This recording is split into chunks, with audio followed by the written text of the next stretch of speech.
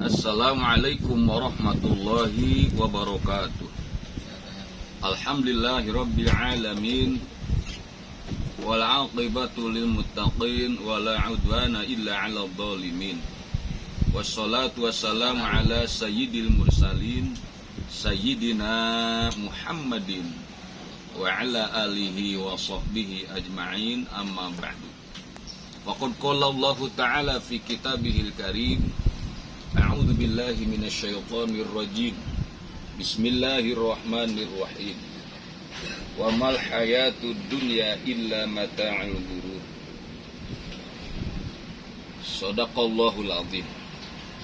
Pemirsa, saudara-saudariku sekalian yang berada di mana saja yang saya hormati, dalam suasana sore ini, semoga kita senantiasa mendapat perlindungan Allah Subhanahu wa Ta'ala dalam keadaan sehat wal afiyah. Dunia yang begitu indah, dunia yang begitu gemerlap, karena memang seperti inilah Allah menjadikan dunia ini tempat tinggal manusia sementara. Namun di balik kesementaraannya ini, manusia banyak yang terlena dengan keindahan dunia, dengan kekayaan dunia, jabatan dunia, segala apa yang ada di dunia ini menjadikan manusia ini terlena. Pemirsa sekalian yang berbahagia, kita harus menyadari dunia ini untuk apa dan mengapa sih berakhir begitu saja. Betapa rugi kalau kita hidup di alam dunia tanpa tahu arah tujuannya di dunia. Kaulah kita tahu, hendaknya harus digunakan dengan sebaik-baik mungkin. Bahwa Allah ciptakan dunia untuk manusia begitu komplit, banyak manfaat seisi dunia ini untuk manusia. Yaitu manusia di alam dunia ditugaskan untuk menyembah, untuk beribadah kepada Allah Subhanahu wa Ta'ala. Nikmati indahnya dunia dengan tujuan untuk ibadah. Apa yang kita miliki di alam dunia tujuan untuk ibadah, ya, segala-galanya. Allah berfirman dalam Al-Quran bahwa Allah menyatakannya, wa ma khalaqatul jinna wal insa illa liya'budun. Tidak kuciptakan jin dan manusia kecuali untuk mengabdi kepadaku, bersembah sujud kepadaku.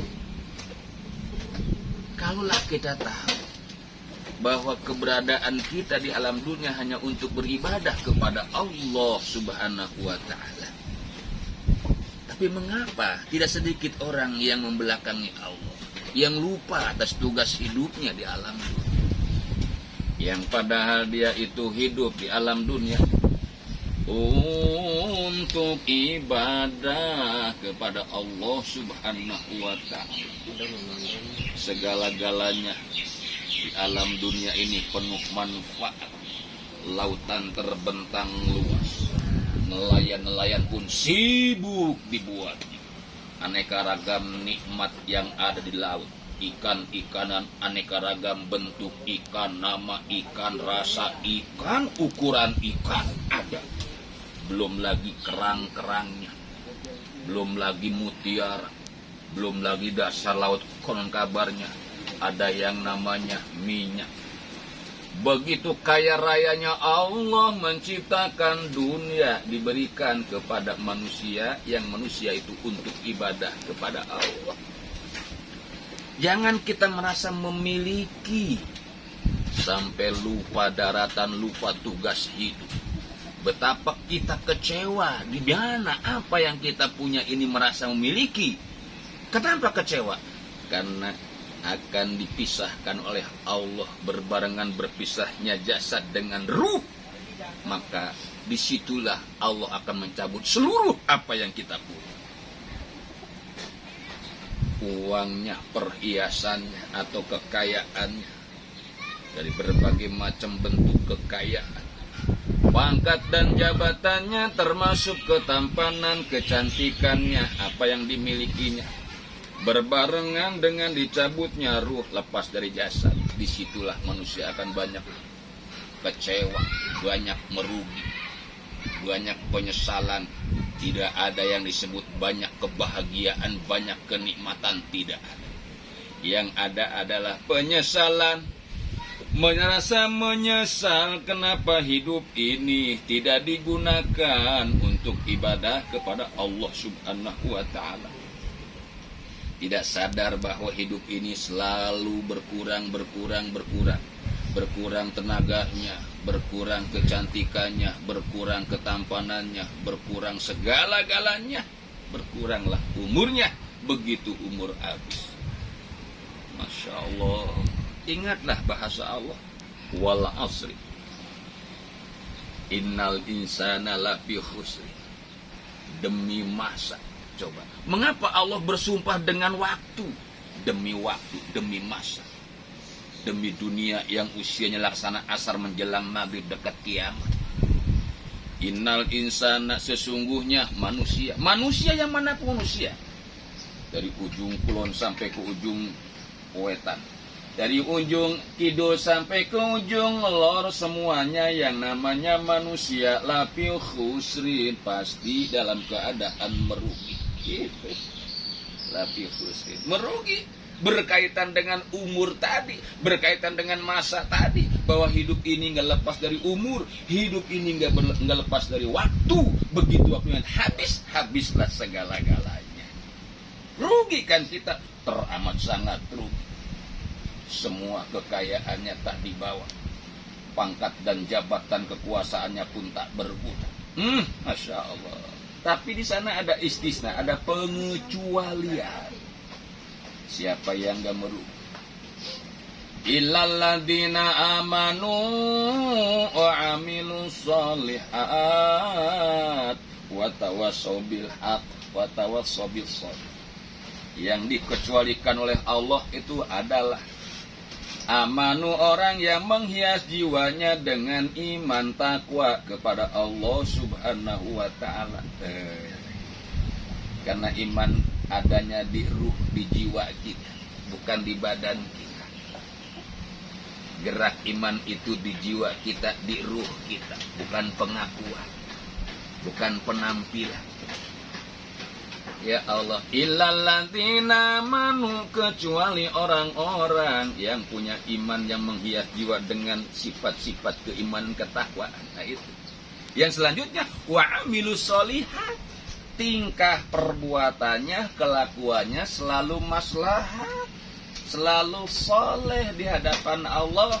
Definisi soleh adalah al-qaim bihuquqi wa huquqi ibadi. Orang yang siap menegakkan perintah Allah alias rajin ibadah, dan terhadap sesama menumbuhkan kemanfaatan, kemaslahatan, tidak pernah menggunjing orang, tidak pernah berbuat hal-hal yang merugikan orang lain, baik lisannya, tangannya, seluruh organ tubuhnya diberikan kemanfaatan kepada manusia khususnya. Nah, amilus sholihat. Jadi amilus sholihat adalah suatu hal yang menjadikan keuntungan, menjadikan suatu kebahagiaan. Setelah itu tawassaw bil haq, digolongkan oleh Allah orang yang beruntung, bukan merugi, adalah orang yang lisannya mau menasehati, gitu ya, saling menasehati, saling mengingatkan bahwa hidup ini ada mati, bahwa dunia ini ada akhirat, gitu, bahwa amal ini ada balasan. Mengingatkan khususnya untuk diri sendiri, kemudian untuk anak istrinya, keluarganya, saudaranya, tetangganya, dan seluruh manusia. Tawassaw bil haq, bil haq dalam hak ini kebenaran, kebenaran yang mendapat ridho Allah. Wa tawassaw bis sabr, Dan juga orang yang selalu sabar dalam kehidupannya, diuji dengan apapun dia sabar, dihina, dicaci, dimaki. Bahkan sabar pun dalam ibadah perlunya kehusuan, sabar walaupun berat. Orang kaya sabar dalam arti ada suatu hak orang lain atau fakir miskin yang mesti dikeluarkan seharusnya tanpa diminta, karena itu kewajiban untuk dikeluarkannya. Sabar walaupun terasa berat. Bukan hanya orang miskin, orang sakit sabar sehingga dia meyakini barangkali sakit ini memberikan suatu obat, memberikan suatu kifarat lidunub, penebus dosa-dosanya. Orang sehat pun harus sabar. Kadangkala sehat ini selalu bergerak kepada hal-hal yang berbau maksiat. Sabar, gunakan, tasarrufkan untuk taat kepada Allah. Sabar untuk memerangi hal itu. Maka Allah nyatakan 4 macam inilah yang bukan dimasukkan lafi khusrin, tetapi orang-orang yang beruntung. Yang pertama amanu, yang kedua amilu solihat, yang ketiga tawasau bilhaq, yang keempat tawasau bisabar. Jadikanlah dunia yang indah ini adalah fasilitas di mana kita bisa mendekatkan diri kepada Allah Subhanahu wa ta'ala. Untuk sementara itulah yang saya sampaikan. Kurang lebihnya mohon maaf. Insya Allah akan sambung nanti. Tetap dalam masalah dunia. Insya Allah berkah. Hadanallah wa iyyakum ajmain. Wassalamualaikum warahmatullahi wabarakatuh. Oke.